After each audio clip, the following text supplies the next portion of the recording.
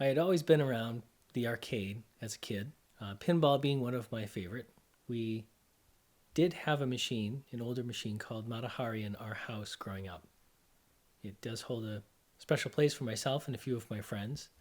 As we grew up though and we moved away, we forgot all about arcades and pinball machines and things of that nature and moved on to consoles and all these other computer type games that are now very prevalent in our lives. One year we decided to take a trip to Vegas and we went into the Pinball Hall of Fame, which is right off the main strip. And I fell back in love with a mechanical machine that gives chance and skill.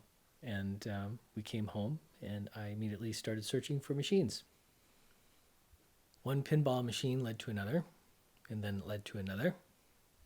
And now we have four in the basement. Matahari is from 1978.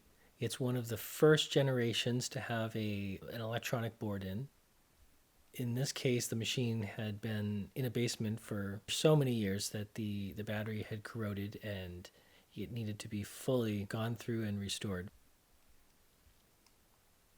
Space Odyssey, that's from 1978. It commemorates the linking up of the US and a Russian satellite. The Space Odyssey is a 4-player version, electrical, mechanical. Very colorful, very blue, very light in its genre, very space orientated with astronauts and moving, swirling parts on it. And it's quite a nice looking machine visually. Time Machine, it's a 1970s machine that made its way onto Happy Days. It's the second pinball machine that the show had aired. You see mostly the side of it when the Fonz is playing it with the big red and bluish type circles. Not a really popular machine. That's really its most iconic feature.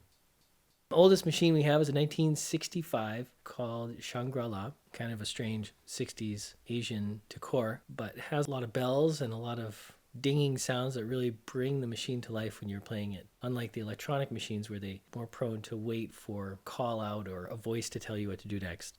That one came out of a basement from a grandfather who had it for 30 something years.